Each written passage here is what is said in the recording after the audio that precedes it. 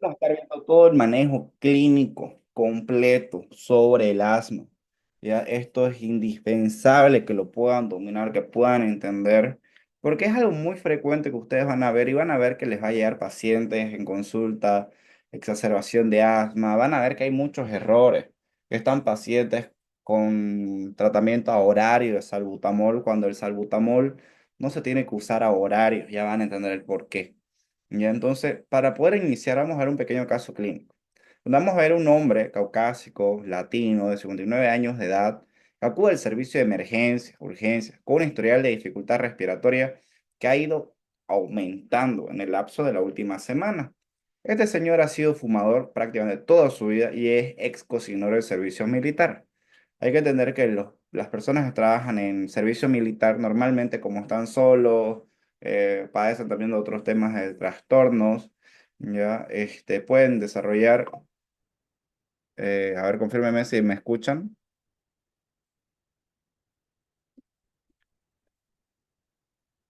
Ok, tal vez si vuelves a entrar, Remy, vas a poder escuchar mejor, ya. Entonces, normalmente las personas que les llegue, que son militares o que han trabajado mucho tiempo en estos servicios, pueden tener algunas enfermedades y algunos desencadenantes de las razones por las cuales vienen a fumar tanto. Entonces, entre todo eso viene a ser principalmente por el tema de que están solos, lejos de la familia, están expuestos a mucho estrés. Entonces, todo eso va a condicionar.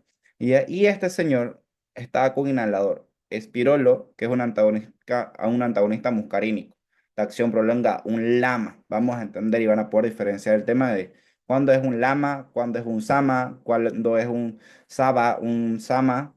Entonces, todos estos conceptos los vamos a poder diferenciar, ¿ya? Y entonces este paciente ingresa. Él era independiente, se cuidaba a sí mismo, no tenía ningún problema, él caminaba bastante y su espirometría en el 2019 condujo un diagnóstico de EPOC. Ahora, este paciente que ingresa al servicio de urgencia tiene una dificultad respiratoria severa en el cual se procede y es entubado por un broncoespasmo severo. Se lo lleva, se le hace una tomografía y resultó negativa para embolia pulmonar. Entonces se lo ingresa a cuidados intensivos y está profundamente hipóxico, hipotenso, sin ruido respiratorio, se insertan drenajes torácicos bilaterales por presuntos neumotórax a tensión. El paciente siguió teniendo dificultades para respirar, entonces no podía ventilar de manera adecuada y se le administra un bolo de ketamina intravenosa. Ya son como por grados y en el último de los grados se puede terminar utilizando ketamina cuando hay broncoespasmo así es severo porque termina relajando. Entonces, ¿qué viene a pasar acá? Acá lo que va a suceder es que este pulmón ya está colapsado, porque tienen que entender que hay una resistencia en esta vía aérea. Entonces, ese pulmón que está colapsado tiene que vencer esa resistencia. ¿Y qué va a suceder? ¿Por qué se da ese neumotórax? Atención, esta presión del pulmón va a empezar a generar una carga en el mismo corazón.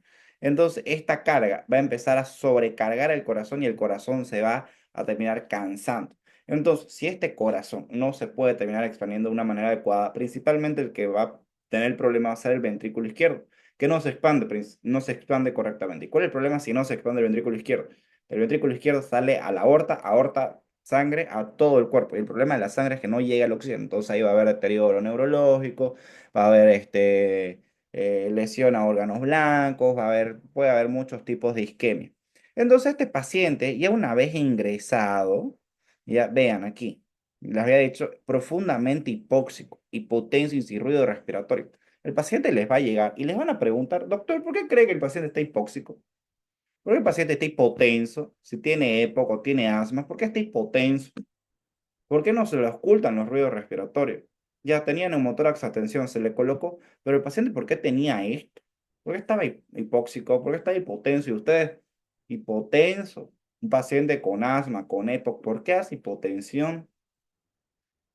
Porque no puede respirar, entonces no se oxigena la sangre, aumenta la viscosidad del corazón, se cansa. Entonces, por eso. Entonces, ya después que el paciente estuvo internado, volviendo con este paciente, día 9 estando internado, se le hace obviamente diferentes tipos de estudios. No fue que primero empezamos en Aspergillus, ya, sino que ya por descarte se llegó que este paciente dio positivo a Aspergillus fumigatus. Ya, pero en la PCR ya salieron negativas. Entonces, ya se hicieron varios otros estudios y el paciente resultó que estaba colonizado. ¿Qué significa colonizado? Que ya este hongo se había reproducido, había liberado su espora, estaba todo el pulmón tomado. Entonces, este paciente ya tenía una infección fúngica por hongo que era una infección oportunista, obviamente, porque puede ser que el paciente está en un estado muy deplorable, fue teniendo una evolución torpia con su cuadro. Entonces, nosotros aquí, eso para que ustedes tengan como para razonar, ¿ok? Ahora vamos a ver como tal, y con eso quiero que ustedes se queden, porque hizo hipotensión y todo, ya un poquito se lo expliqué, pero aquí vamos a ir viendo punto por punto y ahora vamos a estar viendo bien el tema de asma. Entonces, globalmente se considera el asma como una enfermedad que es muy variada, es bien heterogénea, ya que se puede caracterizar por muchas cosas, inflamación de la musculatura bronquial, hipersecreción bronquial, entonces se puede caracterizar por eso y sobre todo el asma es algo crónico. No es que el asma sea algo agudo, el asma es una enfermedad crónica de larga data, pero que tiene exacerbaciones. ¿Ya? Entonces, aquí estos pacientes asmáticos le van a hallar ¿cómo? Síntomas respiratorios, ¿cuáles? Sibilancias. ¿Por qué sibilancia? ¿Cómo van a ocultar ese pulmón? ¿Y por qué? Porque ese bronquio que tiene que estar así, este bronquio que tiene que estar así, por aquí pasa el oxígeno, está con un broncoespasmo. Ha pasado esto. Entonces, el oxígeno que llega acá es como van a escuchar esa silbilancia. Y obviamente, si el bronquio, que normalmente está así, está cerradito, va a haber disnea. Y por esa misma disnea, esa fatiga y todo el paciente, ya sea masculino, femenino, niño, adulto, joven, adolescente, va a tener una opresión en el pecho. Y además de esto, puede ser que tenga una tos no productiva. A esto a los asmáticos se le dice que tienen esa tos de perro. Ya, o también pueden terminar teniendo tos productiva, que sí, ¿qué significa esto? Productiva y no productiva. Productiva es que hay moco, no productiva no hay moco. ¿Ya? Ahora, ¿qué sucede? Aquí hay un linfocito, ¿ya? Que vienen a ser los linfocitos T helper 2. Le van a preguntar, ¿cuál es la fisiopatología para que se dé el asma? Estos linfocitos T helper 2 son los principales que hacen todos los estragos, ¿ya? Y lo que primero hace este linfocito T helper 2. Imagínense, yo soy el linfocito T helper 2 y yo voy a agarrar y voy a hacer voy a llamar y voy a llamar a mis amigos. ¿Qué amigos? A mis amigos los basófilos y eosinófilos. Entonces, estos amigos basófilos y eosinófilos que yo los voy a llamar por WhatsApp, por crédito, por Telegram, por donde quieran, ese medio de llamada son las interleucinas.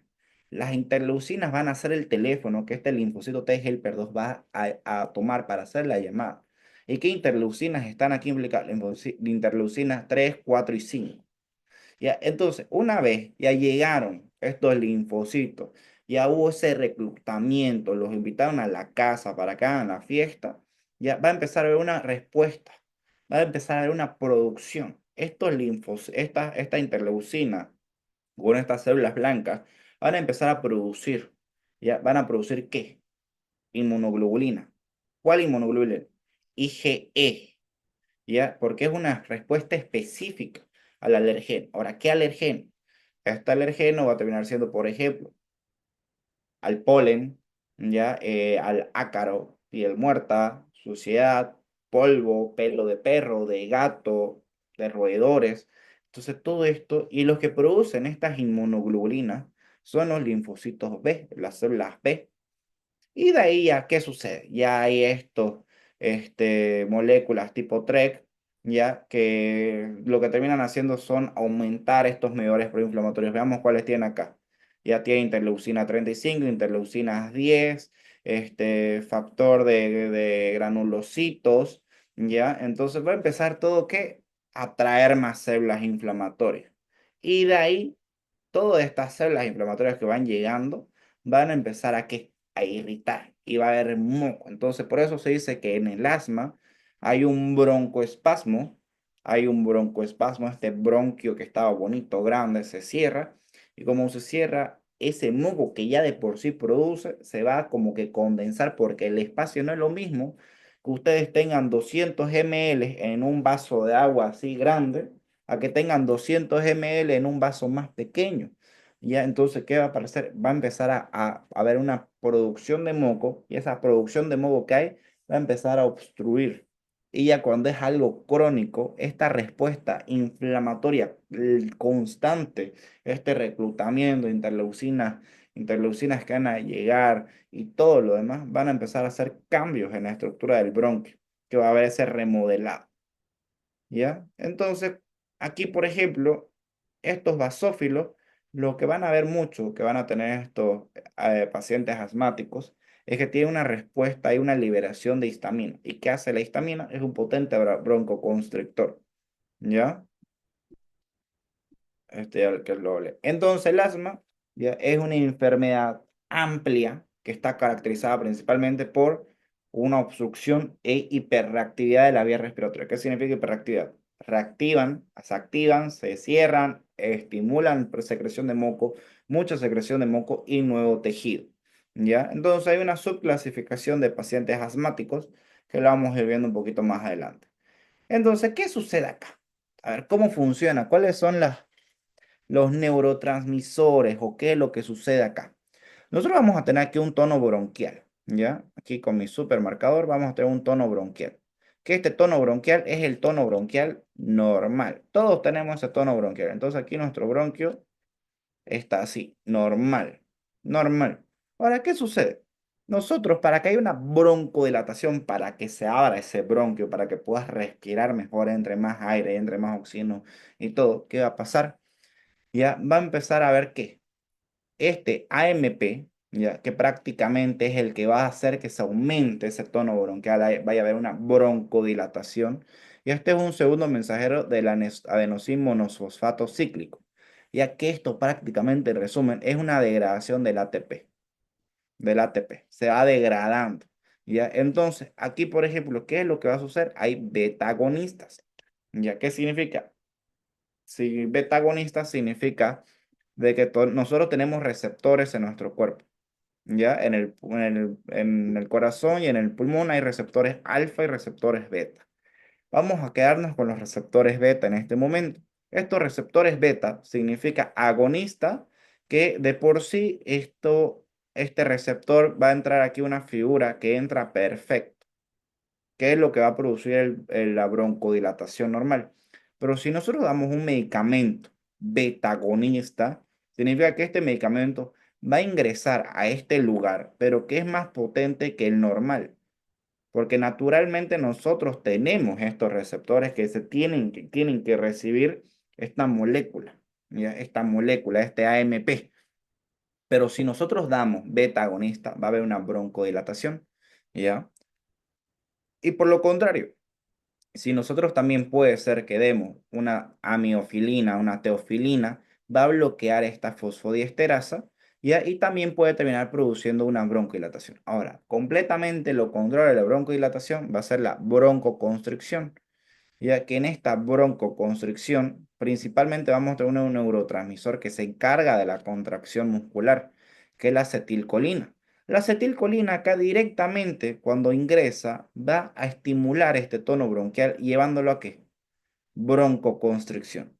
Y si nosotros damos antagonistas muscarínicos que van a bloquear esta acetilcolina, ¿qué significa? Si la van a bloquear, van a bloquear este tema de la broncoconstricción. Por eso en pacientes EPOC, ya que tienen esa broncoconstricción, están con el bronquio cerrado, ya sea por bronquitis crónica, por efisema pulmonar, ya vos das antagonistas muscarínicos, ya sea un SAMA o un LAMA, ya sea antagonistas muscarínicos de acción prolongada o de acción corta, significa SAMA y LAMA, ya van a bloquear esta broncoconstricción. ¿Qué quiere decir? Van a abrir, ¿ok?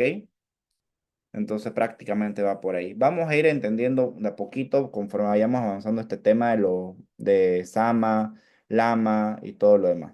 Ya no se preocupen. Entonces, ustedes cuando vean un paciente asmático, ya les he dicho, no tienen que decir, el paciente tiene asma, tienen que empezar, ¿por qué este paciente está desarrollando asma? ¿Por qué está volviendo con el asma? Entonces, la razón de eso son factores de riesgo.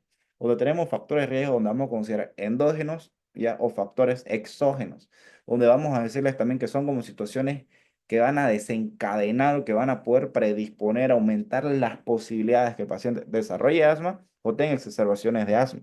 Entonces, aquí cuáles vamos a tener. Principalmente, endógeno es algo que no podemos cambiar. Predisposición genética, te tocó. Atopía. ¿Qué significa atopía? Que tenés una inmunoglobulina, tenés mucha IgA. tenés mucha IgE, entonces los pacientes atópicos son los pacientes que se tiran el año redondo con resfrío.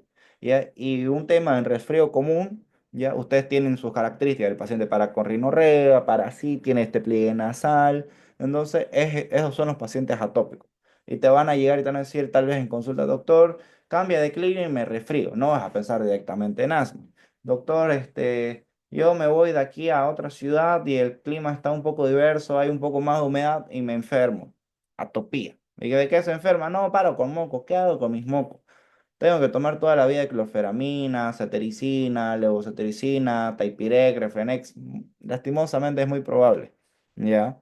Y después, que hay una hipersensibilidad de las vías respiratorias. Que de por sí tengas alguna condición que haga que tu vía respiratoria sea sensible. El caso de las personas que nacen y son prematuros.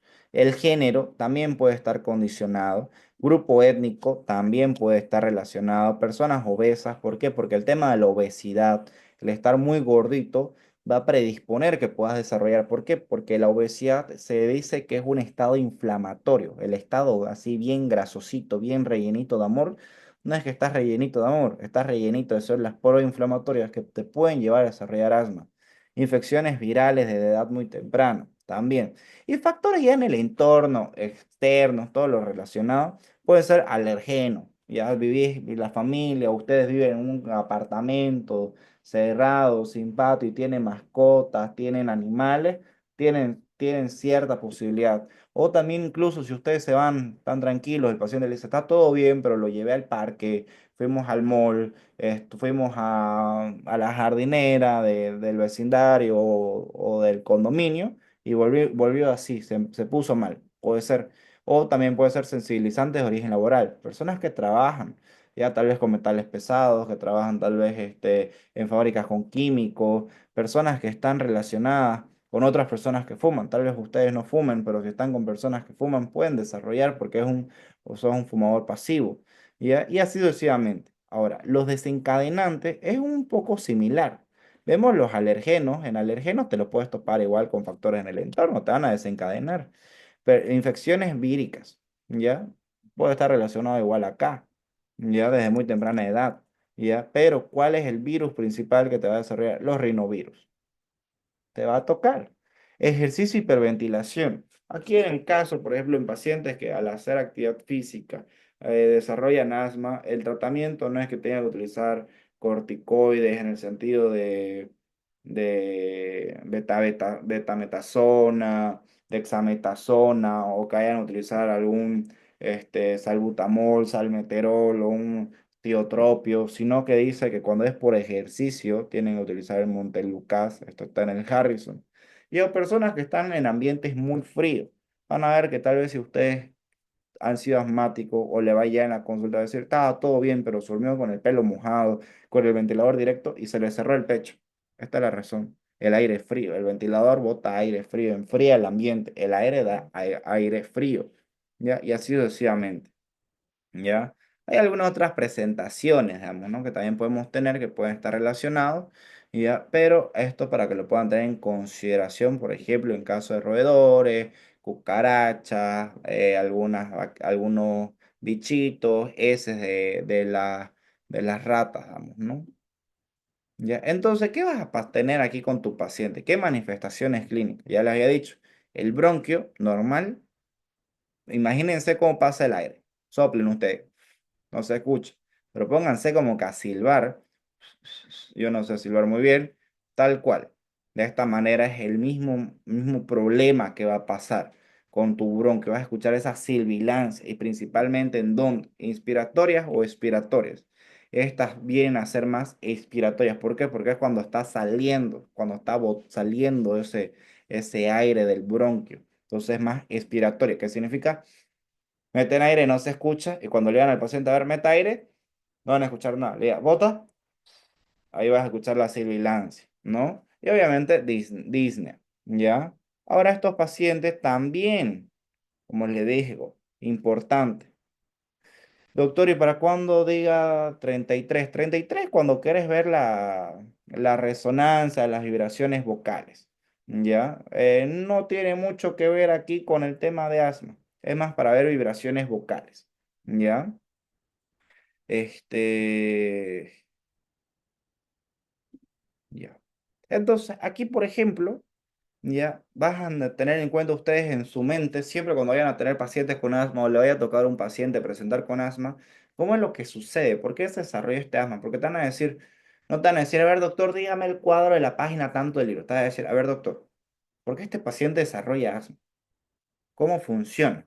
Y vos vas a decir, "Ah, ok, no te preocupes, es súper sencillo". Y te vas a acordar de esta explicación o esto que está en el Harrison, que van a decir, ok, todos los pacientes que tienen asma se dice que hay cierto grado de susceptibilidad genética, ¿ya? Entonces, tienen su grado, ¿ya? Porque algún gen vino mal de fábrica. Y si aparte tiene predisposición genética, porque tal vez tenga mamá, papá, la abuelita, el primo hermano, el primo lejano, el tío abuelo, genético, ¿ya? O por sí mismo, naturales, son personas atópicas, ya que producen mucha inmunoglobulina, ¿ya? Una en específico, ¿ya? Y o este paciente está expuesto a ciertos factores desde que nació, si fue prematuro, si nació normal y tuvo infecciones virales, si estuvo en incubadora, si lo tuvieron que entubar, todo eso lo expone, predispone. Entonces, todo esto, si el niño nació bien, sano, enfermo, familiar, atópico, todo eso te puede generar asma. Entonces, ahí si tenés todo esto, puede ser que tenga un asma sintomática, que el paciente está por algo, está internado, o puede ser asintomática, que no tenga absolutamente nada.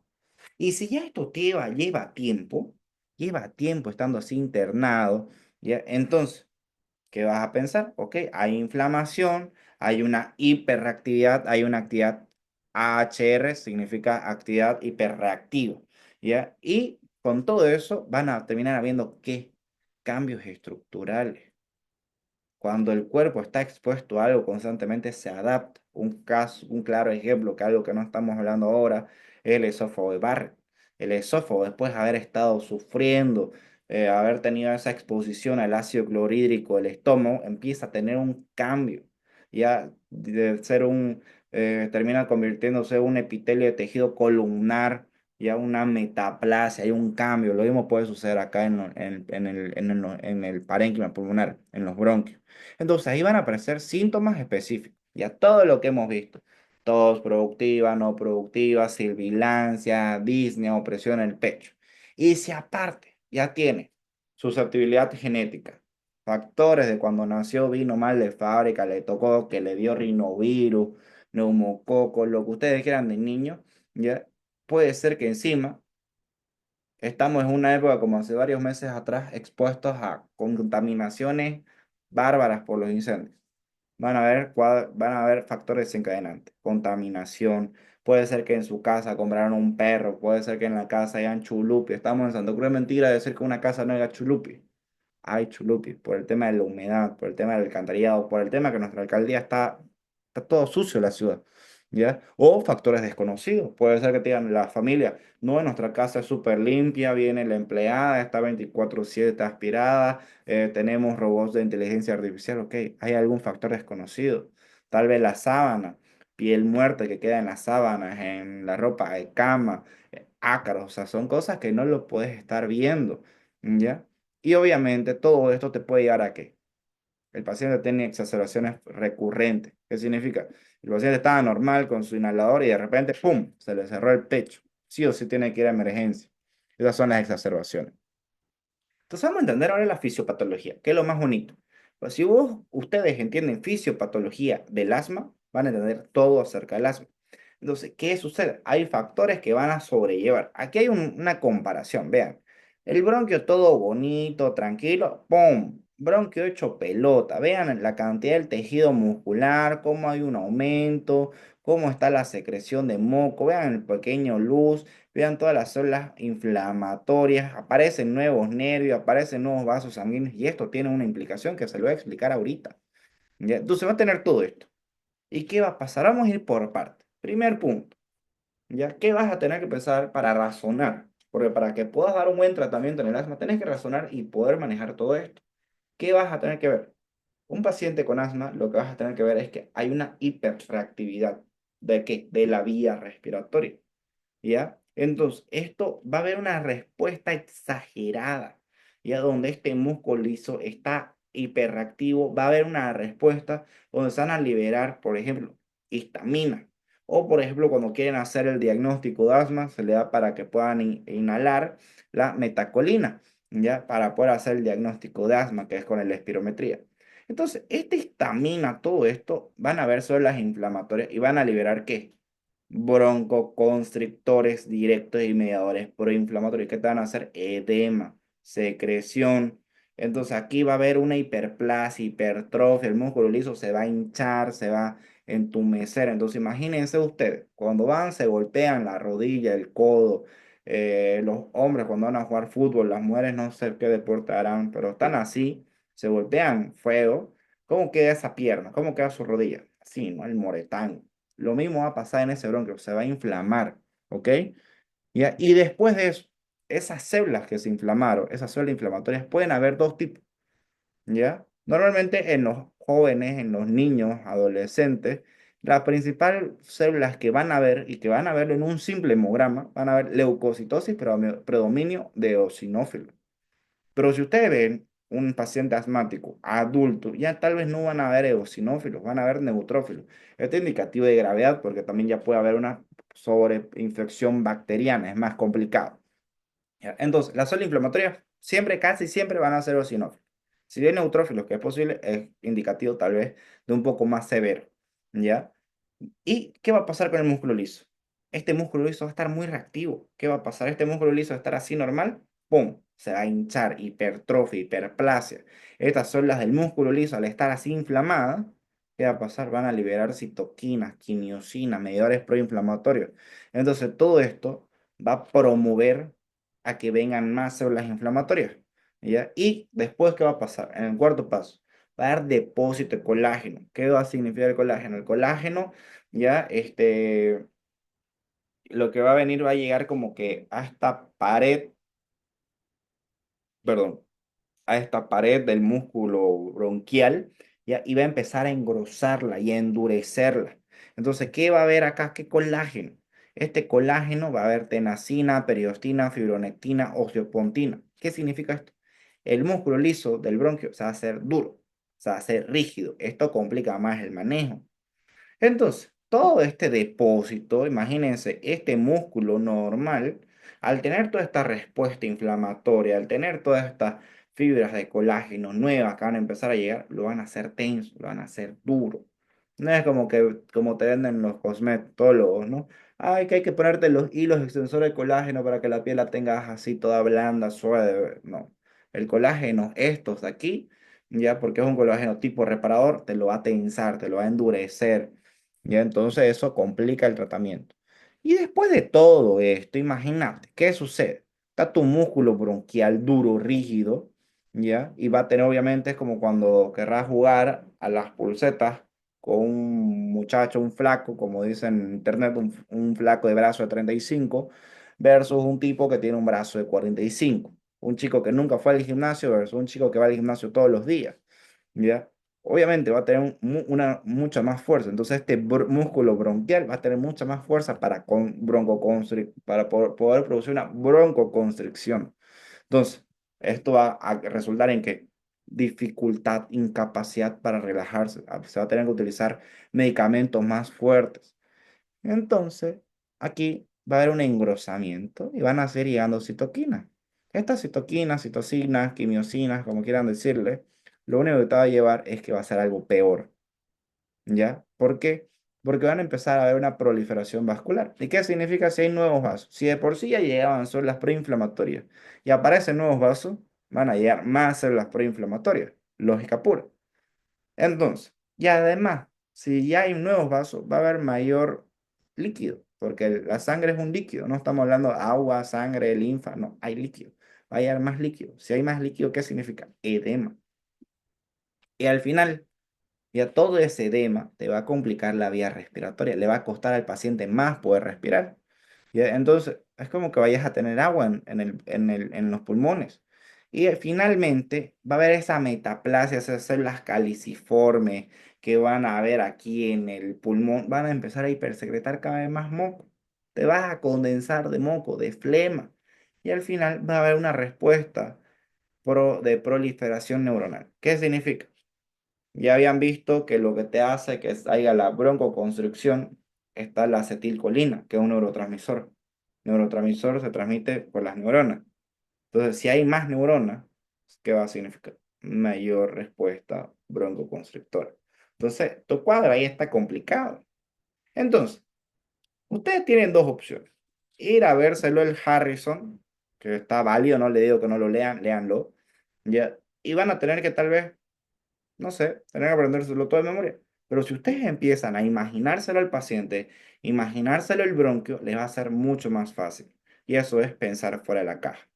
¿Ya? Y algo, un truquito que les voy a dar, que prácticamente en asma tienen que pensar así, mucho dinero, el paciente va a volver, vas a tener que hacer harto tratamiento, vas a recetar altos, varios broncodilatadores y son caros, vas a comisionar una belleza. No, mentira, no piensen en eso. Pero es algo para que ustedes se lo puedan imaginar. ¿Por qué? Porque hay que pensar en abundancia, porque va a haber todo mucho. Va a haber mucha reactividad, mucha hiperreactividad. Van a haber muchas células inflamatorias. Va a haber mucho músculo, mucho crecimiento del músculo. Va a haber hipertrofia, hiperplasia, mucho, abundancia. Va a haber mucho colágeno. Van a haber nuevos vasos sanguíneos, van a haber muchos vasos sanguíneos. Va a haber edema, mucho edema. Nuevas neuronas, muchas neuronas. Entonces, a eso me refiero. Un pulmón sano, vean, bonito, todo tranquilo, poco músculo bronquial, ya no hay edema, no hay secreción de moco, no hay nada. Pero cuando yo le digo en asma, tiene que pensar en abundancia, va a haber mucho.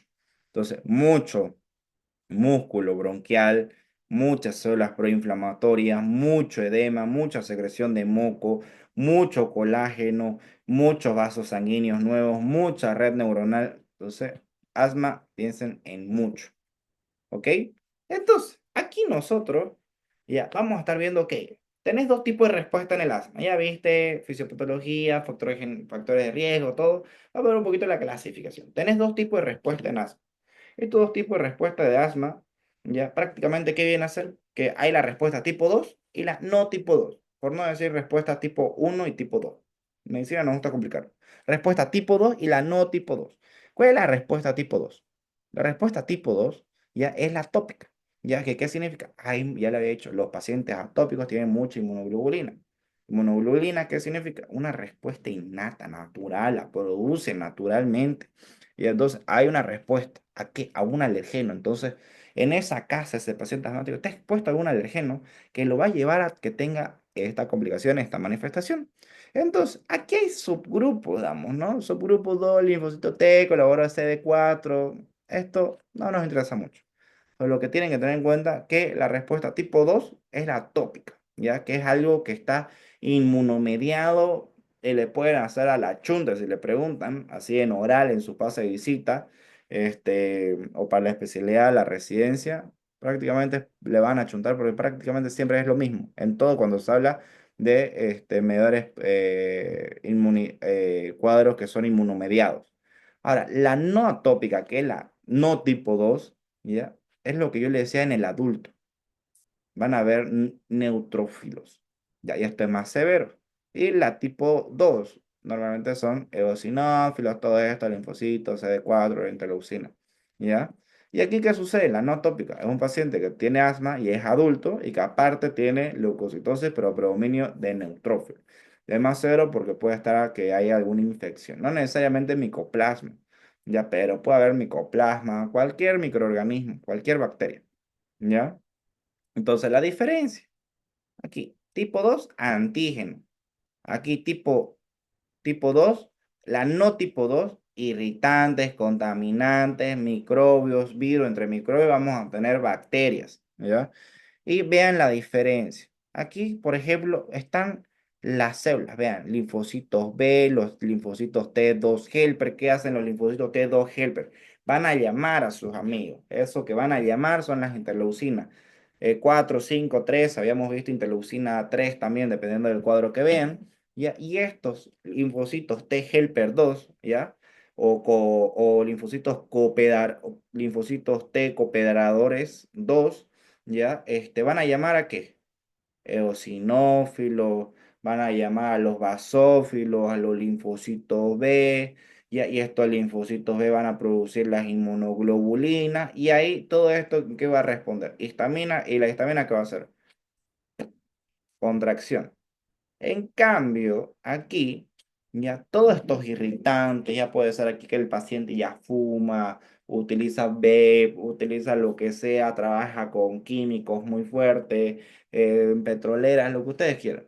Hay esa respuesta, hay ese irritante, hay ese desencadenante que son sustancias irritantes, que van a producir igual una respuesta inflamatoria, pero ¿cuál va a ser? A los neutrófilos, porque van a inhalar, van a irritar y estos neutrófilos van a conectar con linfocitos. Y aquí va a tener prácticamente lo mismo, va a tener la broncoconstricción, pero es distinto como por así decir, la conexión entre las células. ¿Ya? Ahora en etiología, ya lo habíamos dicho, la etiología principalmente es algo heredable. Hasta el 80% de los casos es heredable, factores genéticos, principalmente. Y por ahí va la exposición que ya viene a ser el resto de las posibilidades. Donde ya hemos visto polen, polvo, ácaros, pelo de perro, de gato, de roedores, popó de rata, de lo que ustedes quieran. Todo eso. Y obviamente vamos a tener tabaco, contaminación atmosférica y todo lo demás. El tipo de alimentación, obesidad, fármacos que utilice, riesgo al momento de nacer, prenatales, perinatales, todo esto está relacionado, ¿ya? Y por último también tenemos todo esto de lo demás, ¿no? Ahora, ¿cómo vas a diagnosticar? ¿Ves un paciente que le cuesta respirar? ¿Vas a decir asma? Ya habíamos visto el tema de la mirada en túnel. Cuando ves a un paciente que tiene dificultad respiratoria, no vas a agarrar y vas a decir, ok, este paciente tiene asma. Porque también pueden tener pacientes de dificultad respiratoria, ¿quiénes? Pacientes con insuficiencia cardíaca, pacientes con EPO, pacientes que pueden ser que tengan neumonía, pacientes que están teniendo un infarto pueden tener dificultad respiratoria, pacientes con un neumotórax pueden tener dificultad respiratoria, pacientes que tal vez, a ver, aparte de asma, pacientes que tengan una atelectasia pueden tener una insuficiencia respiratoria. Pacientes que tal vez tengan un nódulo, una masa ahí en el tronco de la arteria pulmonar o en la tráquea, pueden tener dificultad respiratoria. O sea, pueden tener muchas causas de dificultad respiratoria. ¿Ya? Entonces, ustedes en el momento que vayan a ver un paciente que le cuesta respirar, por más que sea niño, no digan asma. Pregunten, hagan buenas preguntas, revisen bien, ¿ya? Entonces es importante hacer buenas preguntas, saber cómo preguntar, poder recopilar la mayor cantidad de información. Ahora, ¿qué sucede? Si no sabes el tema, no vas a saber qué preguntar. Si no, y puede ser que lo sepas el tema, pero si no lo sabes, aplicarlo el tema a la vida, tampoco vas a saber cómo preguntar o qué buscar. Entonces es importante ese tema, como les digo, el pensar fuera de la caja. Entonces, ¿qué van a ver? Ya les había dicho, sibilancia recurrente, disnea, sensación de constricción torácica, tos, goteo nasal, y estos síntomas pueden aparecer de manera súbita con los cambios de clima.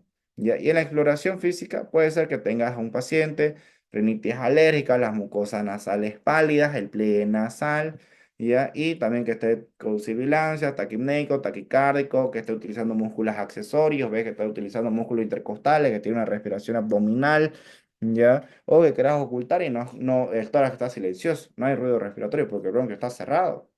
¿Qué murmullo vesicular vas a escuchar? Vas a ocultar y el bronquio está completamente cerrado y vos ocultás y no hay nada, absolutamente no hay nada. Entonces eso es un tórax silencioso. Entonces, ¿el diagnóstico cómo se hace?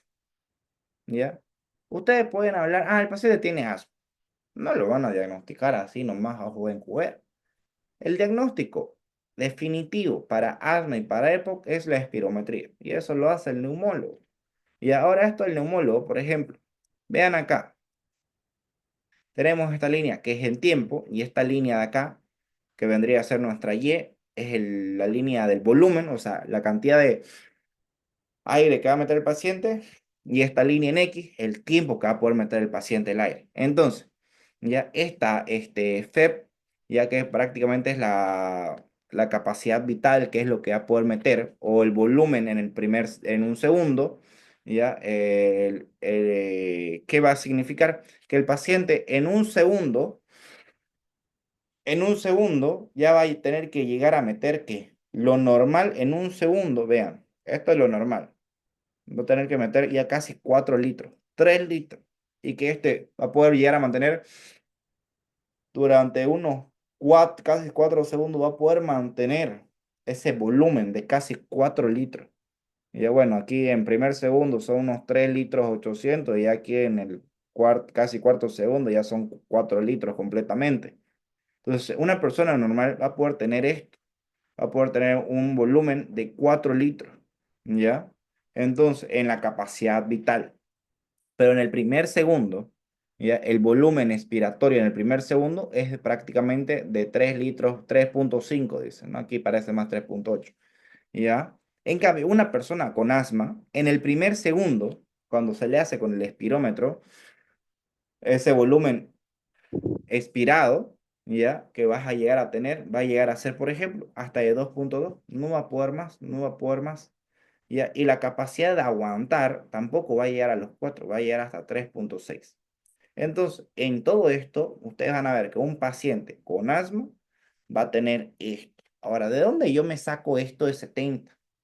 Van a sacar su calculadora. En un segundo estoy entrando en la calculadora. 3,5 por 4. 60, 4. Ya, prácticamente este volumen de 70 es lo que le va a marcar el espirómetro, ya que estos espirómetros ya te vienen como con una pantalla, un monitor, ya que lo que te va a llegar a sacar es que te va a marcar 70 el porcentaje de lo que viene a significar estas curvas. Entonces, para que ustedes hablen que hay un patrón de obstrucción, ya tendríamos que estar hablando que este paciente tiene un FEP de menor a 70. O sea, ya con 70, 69, ustedes pueden decir, ok, este paciente tiene un grado de obstrucción de 69. Entonces, ustedes van a decir, ah, ok, tiene 69, el paciente tiene asma. Ya, pero si el paciente les marca 75, les marca 80, entonces ustedes dicen, no, no, no pasa nada, no tiene un patrón obstructivo, ¿ok? Ahora, ¿qué va a suceder acá? Cuando ustedes van a ver que en este aumento de esta FEP1, el volumen expiratorio que va a ser en el primer segundo, ya, ustedes van a ver que esto tiene un 95% de un intervalo de confianza. ¿Qué significa? Que cuando ustedes vayan a hacer las pruebas de la espirometría, que no solamente le van a decir al paciente meta aire y está aquí con esto tapado, está metiendo aire y después le dicen, bueno, bote todo el aire, ya en la espirometría, ya ese volumen no es como que lo va a hacer normal. Hay que simular que tenga un cuadro obstructivo. ¿Qué es lo que primero se hace? La metacolina. Se le hace que el paciente inhale metacolina. Entonces esta metacolina va a tener un efecto como la acetilcolina, que lo que va a hacer es una broncoconstricción. Entonces aquí, por ejemplo, va a haber un ejemplo.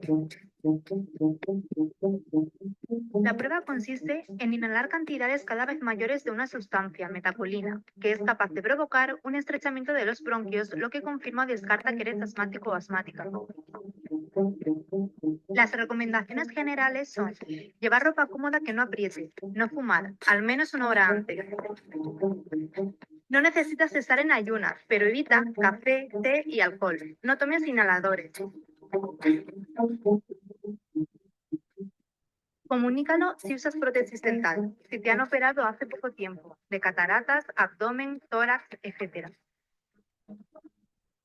Necesitamos saber tu peso y altura. Si no lo recuerdas, te pesarán y medirán.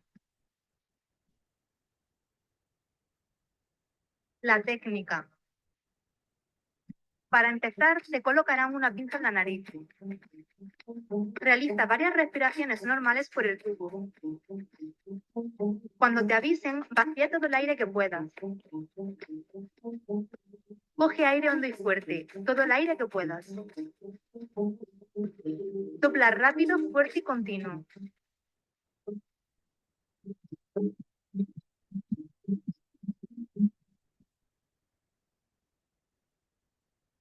Te pondrán de nuevo la pinza en la nariz. Para tomar la medicación, deberás realizar inspiraciones profundas hasta que se te indique.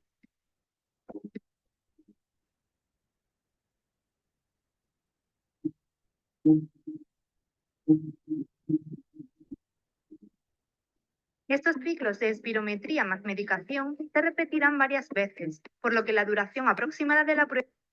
Entonces prácticamente eso es lo que ustedes van a hacer o que tal vez van a llegar a ver, si tal vez, principalmente cuando están rotando por pediatría y están en un segundo nivel y hay neumólogo, el neumólogo van a ver que esto lo va a hacer en consulta, donde le van a decir, ok, doctor, a ver, dígame, ¿cómo diagnosticamos asma? Para diagnosticar asma, ya se dice que ya es ni siquiera asma, sino que tiene un patrón obstructivo, porque el diagnóstico de la espirometría no te dice si es asma, EPA o qué, lo que te dice la espirometría, corrección es que haya un patrón obstructivo. Para hablar de un patrón obstructivo, estamos hablando que sea este resultado que va a salir la espirometría, ya que te saca la pantallita del monitor, ya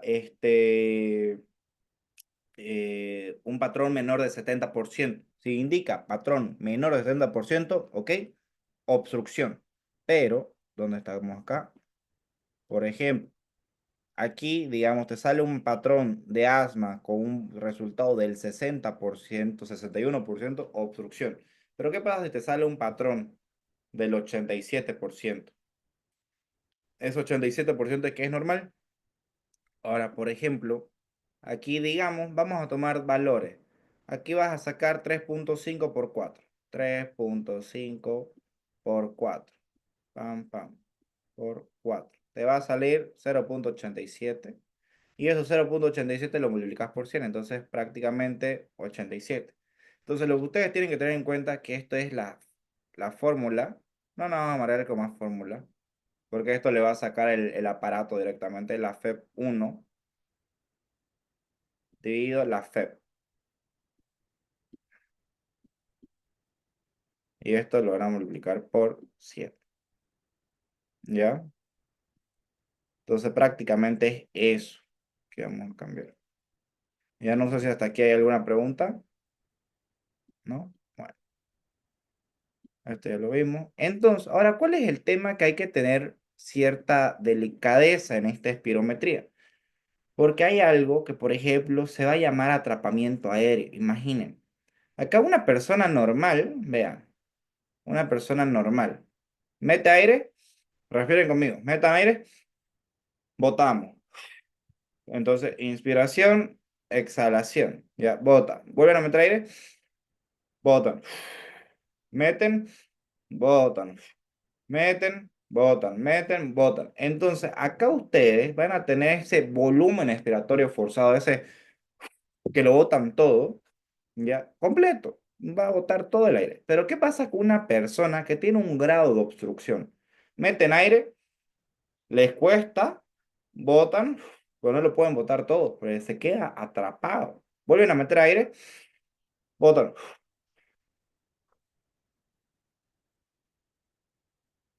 Y se quedan así a todo hinchado, congestionado, lleno de aire. Entonces, ¿qué va a pasar? Puede terminar habiendo un barotrauma, vean, y esto, un neumotórax, vean, todo lleno de oxígeno, no se ve la trama.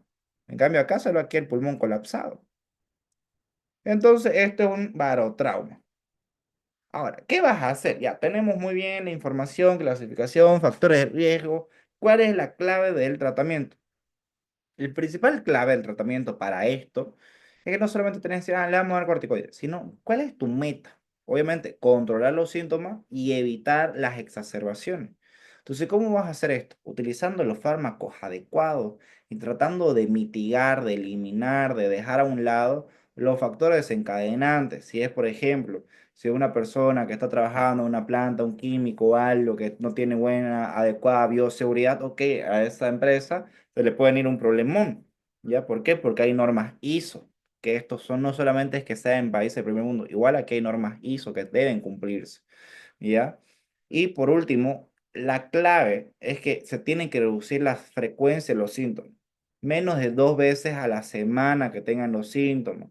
¿Ya? Después que en los despertares nocturnos sean menos de 2 veces en el mes, o sea, que solamente en 2 ocasiones en el mes venga la mamá en el control y diga, es que mi hijo solamente se despertó al comienzo y justamente anoche, doctor, que se despertó en la noche fatigado.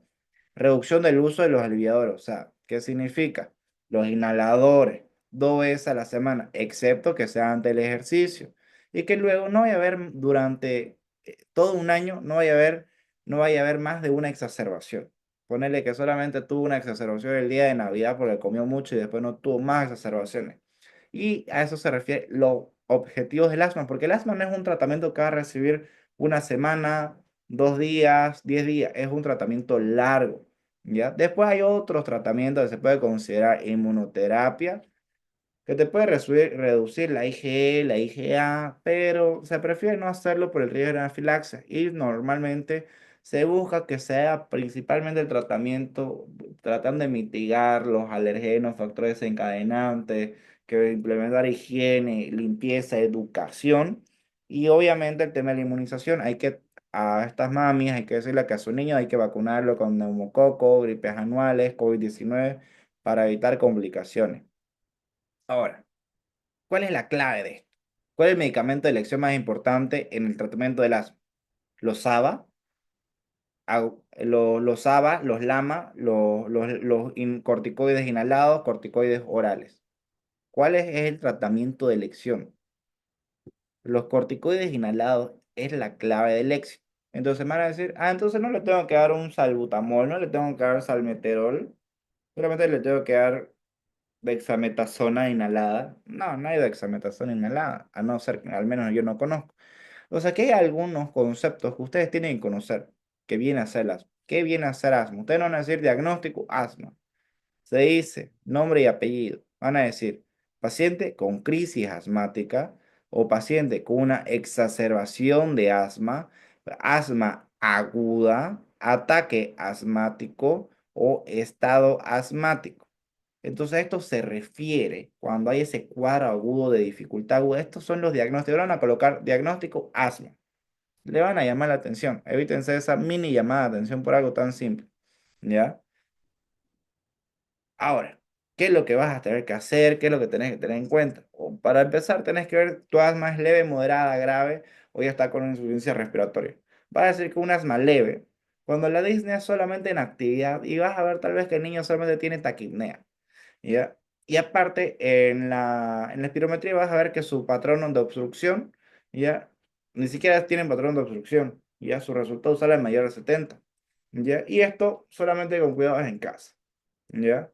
Un asma moderado ya tiene una disnea que interfiere con la actividad habitual del paciente o del niño, y su patrón de obstrucción ya va de 40 a 69, y esto ya necesita ir al consultorio o entrar al servicio de urgencia.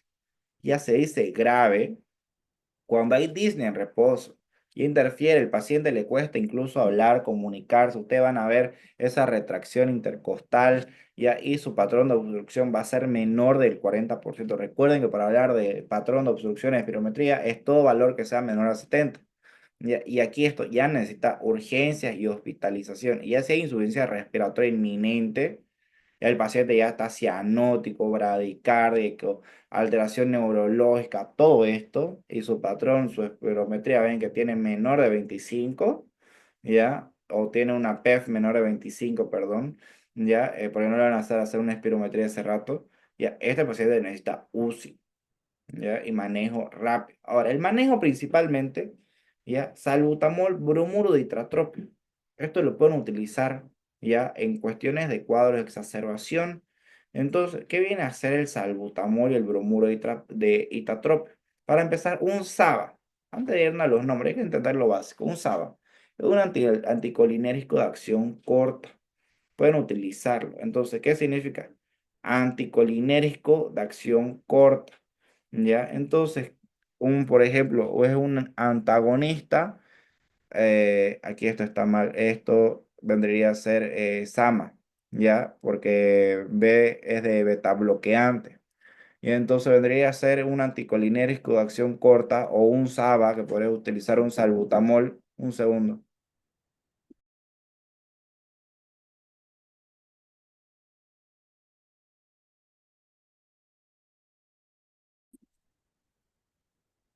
Entonces también pueden terminar utilizando, como les decía, el sulfato de magnesio, que también va a ayudar a relajar el músculo de la pared bronquial, ¿ya? O también, y también, mejor dicho, deben tener cuidados con algunas complicaciones o malos manejos, ya que algo muy frecuente, paciente con asma, tienen su exacerbación, pum, le dan su antibiótico. ¿Por qué? Porque tiene leucocitosis a predominio de eosinófilo, ¿ya? O ni siquiera tiene leucocitosis, ¿ya? Sino porque está con fiebre. Le dan antibiótico porque tiene fiebre. Entonces eso es un error muy frecuente, pero recuerden que la fiebre no siempre es indicativo de una infección. La fiebre en niños sobre todo se va a ver que el niño va a tener fiebre porque hay un cuadro inflamatorio. La inflamación también produce fiebre. Un niño vomita porque tal vez comió mucho, tomó mucho líquido de golpe, se fue a correr y vomita. El niño por vomitar una sola vez, dos veces, terminan haciendo fiebre. Pero no es que tenga una gastroenteritis, sino que vomitó porque se empachó de tanto comer, ¿ya? Y no necesita antibiótico. Pero la fiebre, el doctor tiene fiebre. La fiebre no es bacteriana, la fiebre es porque hay un cuadro inflamatorio. Recuerden que la fiebre principalmente es una respuesta inflamatoria del cuerpo. Ahora, importante que ustedes puedan recordar los valores de la saturación. Le van a preguntar sí o sí. ¿Cuándo se considera valores de la saturación normal? O tener una saturación de 95 a 99. ¿Cuándo decís hipoxia leve? Le vas restando como de 5 en 5, vamos, ¿no? Como que ya de 95 ya contás 95, 94, 93, 92, 91. ¿Ya? Entonces como que normal, 99, 95. Leve de 95 hasta 91. Moderado ya de 90 a 86. Severo de 86 para abajo, o ya considerado 85 para abajo como severo. ¿Ya? Ahora, el manejo. ¿Ya? ¿Qué vas a hacer acá? ¿Ya? ¿Cuál va a ser el tratamiento? ¿Ya? ¿Cuál es lo que vas a tener que hacer? Hay una tabla de cómo vas a hacer el tema de los medicamentos. ¿Ya? Entonces, en esta tabla es importante poder recordar y manejarla.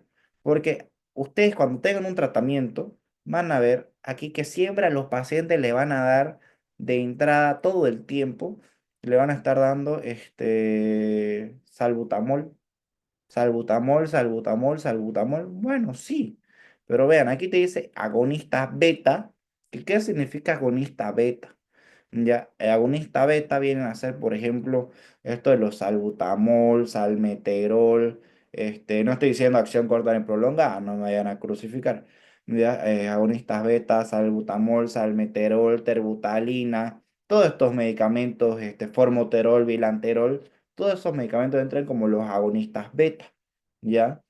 Pero, ¿qué es lo que va a hacer este agonista beta? Recuerden, ya, el músculo liso, el músculo bronquial está así normal, en base, para que vaya a haber una broncodilatación. Ya habíamos visto que fisiológicamente está el ATP que se degrada ya por el mensajero de la monociclasa, y va a haber el aumento del tono bronquial como una broncodilatación.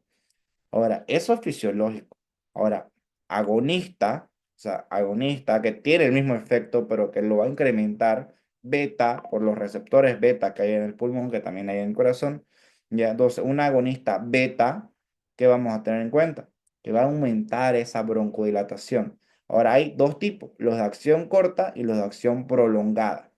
En acción corta, que vamos a hablar de estos de acción corta como los famosos, aquí lo voy a escribir para que no se van a chipar, los LAVA. ¿Qué significa? Primero vamos a poner acá, LAVA. ¿Qué significa el LAVA? Significa Long Action Beta Agonist. ¿Ya? Entonces, que esto prácticamente vendría a ser beta agonistas de acción corta. Aquí mi marcadorcito. Aquí lo vamos a poner para que no me tape la pantalla. Ya. Entonces, prácticamente, los LAVA significa beta agonista. Ay, perdón. Aquí error mío, perdón. Acción prolongada.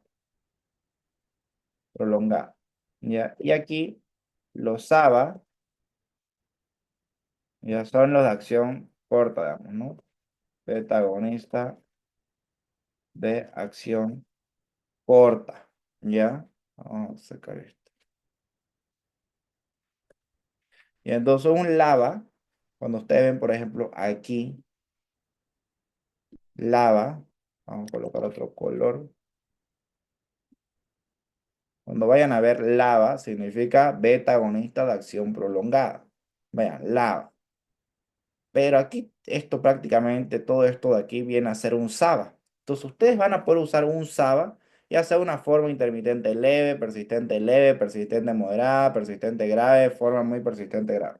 Lo pueden utilizar en todo. El salbutamol lo pueden utilizar en cualquier grado, pero no dice a horario. Vean que dice, según sea necesario para alivio que sintomático. No significa que le van a dar el salbutamol cada 6 horas, cada 4 horas, porque así está indicado. ¿Cuál es el problema? Le vas a alterar el eje. Ya, y después el paciente va a tener ahí su síndrome de Cushing, digamos, ¿no? Ya, entonces, no. Ya, pero pueden utilizarlo en casos de exacerbación. Lo que va a estar a horario, vean aquí con colorcito, ya, va a ser los LAVA, los beta agonistas de acción prolongada. Estos de aquí van a estar a horario. ¿Ya? Ahora, pero usted me van a decir, Nico, pero ¿qué significa aquí? Dosis baja de corticoides inhalados. Sí, dosis baja. Entonces, una forma intermitente leve, que ¿qué quiere decir? Un asma leve que le viene en alguna ocasión, puede tener el niño su salbutamol. Se hace el PAF y listo cuando sea para alivio asintomático. Pero ya cuando es una forma leve, pero es persistente, como que, o sea, significa que tienen que tener un horario, van a utilizar corticoides inhalados. Ahorita vamos a ver cuáles. ¿Ya? Y cuando ya es una forma persistente, pero es moderada, o sea, que ya viene como que tiene alguna limitación en las actividades diarias, son corticoides inhalados más un LABA. ¿Qué significa LABA? Un salmeterol. ¿Ya? Y cuando ya es una forma persistente grave, utilizar corticoides inhalados más un LABA, ¿ya? Y cuando ya es una forma persistente muy grave, que ya está teniendo como para insuficiencia respiratoria, utilizas dosis altas de corticoides inhalados, aquí también corticoides inhalados, dosis altas, más LABA. Y aquí corticoides vía oral ya utilizas corticoides, ¿ya? Entonces, aquí prácticamente cuáles vas a tener que usar. Agonistas beta de acción corta, SABA, ¿ya? Puedes utilizar salbutamol, diré, claro, salbutamol, terbutalina. Agonistas, beta agonista de acción prolongada, salmeterol, formoterol, libanterol. Acá principalmente en Bolivia y en Santa Cruz tenemos el salmeterol, que viene como el Asmacor. Hay otras presentaciones, ¿ya? No me están patrocinando. Aquí vamos a pasar. Entonces, aquí tenemos, como les decía, una esta acción corta, salbutamol, es el más frecuente y el que más problemas tiene. Ya, sus efectos llegan a durar 4 o 6 horas. Por eso es que ustedes van a ver que a los pacientitos le va a llegar, o algún médico cuando esté en provincia o algo, le va a llegar y está con su salbutamol cada 4 o 6 horas, hace 3 años, el paciente está así todo un regordete. ¿Ya? Lo indicado es el LABA, ya que esto duran cada 12 horas y es un PAF. Ahora, hay otros que aquí no los tenemos, agonistas beta 2 de acción ultra larga, que es uno al día, indacaterol, olodaterol, bilanterol. También existen, pero acá no los tenemos. ¿Ya? Ahora, estos de acción corta, que había dicho salbutamol o terbutalina. Normalmente el salbutamol ya pueden utilizarse de una a dos puff, ¿ya? Y la terbutalina, un puff prácticamente, ¿ya?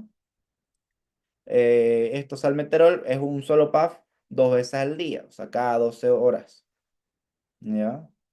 Ahora, si llegásemos a necesitar en alguna ocasión para algún otro manejo, que a veces se termina utilizando cuando, por ejemplo, en la escala de este tratamiento de asma, en ninguna parte te dice un lama ni un sama, pero también se lo termina utilizando como lo terminan utilizando porque ayuda. Ya no es que sea malo, ya, pero no es más o menos como protocolo, aunque ya también hay guías para el tratamiento de asma que los integran. El tiotropio, ya, y el bromuro de ipratropio. La diferencia es que el tiotropio, ya, de acción prolongada y el bromuro de ipratropio es de acción corta. ¿Qué quiere decir? Este es un LAMA, recuerden, LAMA antagonista muscarínico de acción prolongada, y un SAMA, antagonista muscarínico de acción corta. ¿Cómo van a recordar en vez de tal? Porque se pueden confundir. Vean, tío tropio, tío mayor. bromuro y paratropio. Digamos que el tío, por tu tío siempre va a ser mayor, entonces es la acción prolongada. Ahora hay ciertas medidas que hay que tener en cuenta para los cuadros de la exacerbación, ¿ya? El paciente tiene que estar con una buena oxigenación, el paciente aparte de eso tiene que estar con su SABA en caso de emergencia, puede utilizarse corticoides anticolinérgicos inhalados si es que es necesario, se utilizan glucocorticoides sistémicos, ¿cuál? Prednisona. Van a decir, ¿por qué prednisona, doctor? Dexametasona, betametasona, con betametasona se hace la maduración pulmonar, sí, pero estos medicamentos, este algo que viene a ver el tema del efecto glucocorticoide y mineralocorticoide. Vos querés aquí buscar un efecto glucocorticoide. Glucocorticoide significa este tema del bronquio. Mineralocorticoide se va a referir a los efectos que tiene relacionados a los electrolitos. Vos no buscas que te afecten los electrolitos. Igual vas a tener su pequeña repercusión, pero no es lo que nos interesa. Se ha visto ya que, por ejemplo, dentro, si valoramos dexametasona, betametasona, tiene un efecto glucocorticoide y mineralocorticoide tremendamente bueno, mucho más potente, pero el efecto de alterar el eje es mucho mayor en comparación con la prednisona, que tiene un efecto glucocorticoide bueno. Mira, el corticoide no te afecta tanto, que también nos interesa porque no queremos que después nuestro paciente tenga complicaciones hidroelectrolíticas, ¿ya? Y aparte, no te altera tanto tu eje hormonal. Obviamente hay que saber prescribirlo, ¿ya? O en otras situaciones puede terminar utilizando sulfato de magnesio, no hay que infundir. ¿Ya? Ahora, terapia no estándar, principalmente ketamina. ¿Por qué? Porque te relaja. Cuando ya tenés cuadro de exacerbación de asma complicada, el paciente con insuficiencia respiratoria aguda, grave, vos considerar ketamina, isosulfuro, sevoflurano, enoximimona, que estos son medicamentos que prácticamente lo que va a hacer van a relajar la musculatura, ¿ya? Entonces, a esto se refiere pensar fuera de la caja. Y parte de pensar fuera de la caja viene a ser evitar los conceptos largos, libros incomprensibles, clasificaciones eternas, esa lectura lineal, ese pensamiento lineal que decía, esto va así, sino que puedes relacionar, ¿ya? Y obviamente, clases que te dan algunos docentes que ni ellos mismos saben cómo explicar un tema, que termina siendo aburrido y estás buscando un estímulo diferente porque estás obviamente bombardeado con toda la dopamina que tenés todo el día. Entonces, eso sería la clase por el día de hoy de asma.